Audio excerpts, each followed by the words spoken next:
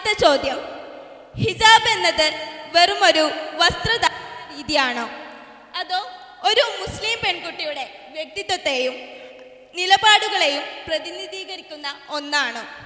ഒപ്പം ആധുനിക fashion സങ്കല്പങ്ങളും social മീഡിയയിലെ ഹിജാബ് ഇൻഫ്ലുവൻസർമാരും ഹിജാബിൻ്റെ യഥാർത്ഥ ലക്ഷ്യത്തെ എങ്ങനെയാണ് സ്വാധീനിക്കുന്നത്? അവരുടെ സന്ദേശങ്ങൾ മതപരമായ കൃത്യത പുലർത്തുന്നുണ്ടോ? അസ്സലാമു അലൈക്കും വറഹ്മത്തുള്ളാഹി. വളരെ പ്രസക്തമായിട്ടുള്ള ഒരു ചോദ്യം തന്നെയാണ് ആയിഷ നമ്മളോട് ചോദിച്ചിട്ടുള്ളത്. അപ്പോൾ നമുക്കറിയാം, സോഷ്യൽ മീഡിയയിലൂടെയും മറ്റുമാണെങ്കിലും നമ്മൾ ഇന്ന് ജീവിച്ചു കൊണ്ടിരിക്കുന്ന ഒരു സമൂഹത്തിൽ ഒരു മുസ്ലിം പെൺകുട്ടി എന്നുള്ള നിലയിൽ നമ്മൾ ഏറ്റവും കൂടുതൽ ചോദ്യം ചെയ്യലുകൾ നേരിട്ട് കൊണ്ടിരിക്കുന്ന ഒരു വിഷയം എന്ന് പറയുന്നത് നമ്മുടെ വസ്ത്രധാരണമാണ്. ഇഷ്ടമുള്ള ഏത് വസ്ത്രവും ധരിക്കുന്നത് അത്രത്തോളം പുരോഗമനമായി കാണുന്ന ഒരു സമൂഹത്തിൽ ജീവിക്കുന്ന നമ്മൾക്ക് ഈ ഒരു വസ്ത്രം ധരിച്ചാൽ മാത്രമേ, അല്ലെങ്കിൽ ഹിജാബ് ധരിച്ചാൽ മാത്രമേ ഒരു പെൺകുട്ടി മുസ്ലിം ആവുകയുള്ളൂ എന്ന് പറയുന്നത് തീവ്രമായിട്ടുള്ള ഒരു നിലപാടല്ലേ എന്ന് ആളുകൾ ചോദ്യം ചെയ്യുന്ന ഒരു സമൂഹത്തിലാണ് നമ്മൾ ജീവിക്കുന്നത്.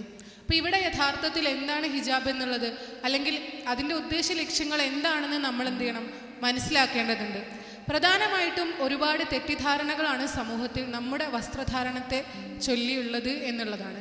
അതിലേറ്റവും ഒന്നാമതായിട്ടുള്ളത്, മുസ്ലിം സ്ത്രീക്ക് ഒരിക്കലും അവളുടെ വസ്ത്രം തിരഞ്ഞെടുക്കാനുള്ള സ്വാതന്ത്ര്യമില്ല എന്നുള്ളൊരു ധാരണയാണ്. നമ്മളിതൊന്ന് പരിശോധിച്ച് നോക്കുകയാണെങ്കിൽ, നമ്മൾ മുസ്ലിങ്ങളല്ലാത്ത എല്ലാ പെൺകുട്ടികളും അല്ലെങ്കിൽ എല്ലാ മനുഷ്യരും അവരുടെ വസ്ത്രം ഏതാണെന്ന് സ്വന്തം ഇഷ്ടപ്രകാരമാണ് തിരഞ്ഞെടുക്കുക എന്നാണ് പൊതുവേ പറയുന്നത്. പക്ഷേ ഇതിനെ നമ്മൾ പരിശോധിച്ച് നോക്കുമ്പോൾ നമുക്കറിയാം, എല്ലാവരുടെയും വസ്ത്രധാരണത്തെ സ്വാധീനിക്കുന്ന ഒരുപാട് ഘടകങ്ങളുണ്ട്. പലപ്പോഴും നമ്മുടെ സോഷ്യൽ മീഡിയയിൽ ഇറങ്ങുന്ന ട്രെൻഡുകൾക്കൊപ്പം, അതല്ലെങ്കിൽ പല സിനിമകളിലൂടെയും അതുപോലെ ഉള്ള ഇൻഫ്ലുവൻസുകൾ വഴിയാണ് നമ്മുടെ വസ്ത്രം പലപ്പോഴും എന്ത് ചെയ്യുന്നത്, എല്ലാവരും തിരഞ്ഞെടുക്കുന്നത്. ഇവിടെ മുസ്ലിം സ്ത്രീ വ്യത്യസ്തയാകുന്നത് അവളെ സൃഷ്ടിച്ചിട്ടുള്ള നാഥൻ പറഞ്ഞിട്ടുള്ള രീതിയിലുള്ള വസ്ത്രമാണ് അവൾ തിരഞ്ഞെടുക്കുന്നത് എന്നുള്ളത് മാത്രമാണ്.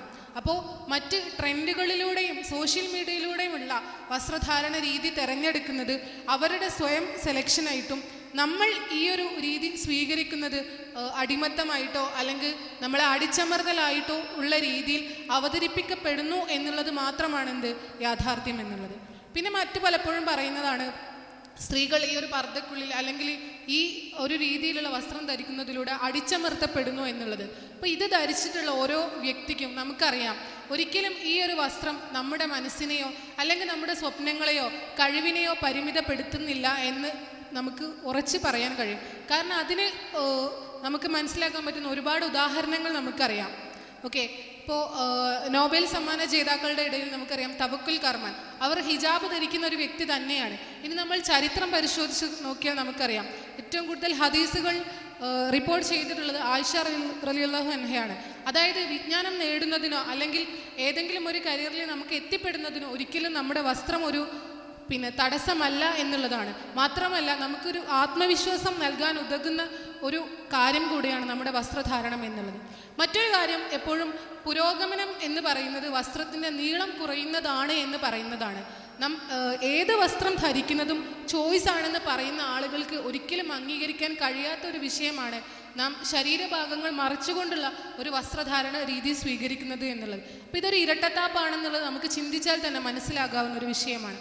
പിന്നെ മറ്റ് പലപ്പോഴും പറയുന്ന വേറൊരു വിഷയമാണ്, മുസ്ലിം സ്ത്രീയുടെ വസ്ത്രം തിരഞ്ഞെടുക്കുന്ന അല്ലെങ്കിൽ അത് ഇന്നതാണെന്ന് പറയുന്നത് അല്ലെങ്കിൽ അത് അവളിൽ അടിച്ചേൽപ്പിക്കുന്നത് പുരുഷന്മാരാണ് എന്നുള്ളത്. അപ്പം ഒരു മുസ്ലിം എന്നുള്ള രീതിയിൽ നമുക്കറിയാം, പുരുഷൻ്റെയോ സ്ത്രീയുടെയോ വസ്ത്രം അവരല്ല തിരഞ്ഞെടുക്കുന്നത്, മറിച്ച് നമ്മളെ സൃഷ്ടിച്ചിട്ടുള്ള പരിപാലിക്കുന്ന ഈ ലോകം സംവിധാനിച്ചിട്ടുള്ള അള്ളാഹു ആണ് വസ്ത്രധാരണത്തെക്കുറിച്ചും എല്ലാ രീതിയിലുമുള്ള നമ്മുടെ പെരുമാറ്റത്തെക്കുറിച്ചും ഒക്കെയുള്ള നിയമങ്ങൾ ഉണ്ടാക്കിയിട്ടുള്ളത്.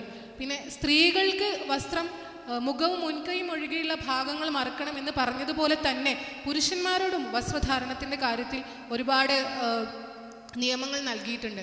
പട്ടുവസ്ത്രങ്ങൾ ധരിക്കരുതെന്നും ആഭരണങ്ങൾ ധരിക്കരുതെന്നും അതുപോലെ നെരിയാണിയുടെ മുകളിലുള്ള വസ്ത്രമാണ് ധരിക്കേണ്ടതെന്നും ഒക്കെയുള്ള നിർദ്ദേശങ്ങൾ നൽകിയിട്ടുണ്ട്. പിന്നെ പുരുഷനും സ്ത്രീയും ബയോളജിക്കലിയുള്ള ഡിഫറൻസുകൾ അനുസരിച്ചിട്ടുള്ള നിയമങ്ങളാണ് നൽകിയിട്ടുള്ളത് എന്നത് മാത്രമാണ് ഇതിലുള്ള വ്യത്യാസം. അപ്പോൾ ഇവിടെയാണ് നമ്മൾ ഹിജാബിൻ്റെ പ്രസക്തി എന്നത് നമ്മൾ മനസ്സിലാക്കേണ്ടത്.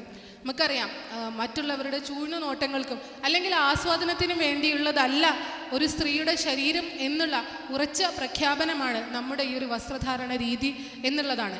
കാരണം നമ്മുടെ വസ്ത്രത്തിൻ്റെ അളവ് കുറയുന്നതിനനുസരിച്ച് ബോൾഡ്നെസ് കൂടുമെന്നും അല്ലെങ്കിൽ അതാണ് ഫ്രീഡം എന്നും പറഞ്ഞ് വിശ്വസിപ്പിക്കുന്ന ഒരു കാലഘട്ടത്തിൽ ഇതാണ് എൻ്റെ വസ്ത്രമെന്ന് അഭിമാനത്തോടെ പറയുന്ന ഒരു മുസ്ലിം സ്ത്രീയായി ജീവിക്കുക എന്നുള്ളത് നമ്മൾ ഈ ഒരു കാലഘട്ടത്തിൽ നേരിടുന്ന ഏറ്റവും വലിയ വെല്ലുവിളിയാണ്. അപ്പോൾ ഇവിടെ ഈ ഒരു നിലപാട് പ്രഖ്യാപിച്ചുകൊണ്ട് മുന്നോട്ട് പോകുന്ന ഞാനൊരു മുസ്ലിമാണ് എന്നുള്ള പ്രഖ്യാപനം കൂടിയാണ് ഈ ഒരു വസ്ത്രധാരണത്തിലൂടെ നമ്മൾ ചെയ്യുന്നത് എന്നുള്ളതാണ്.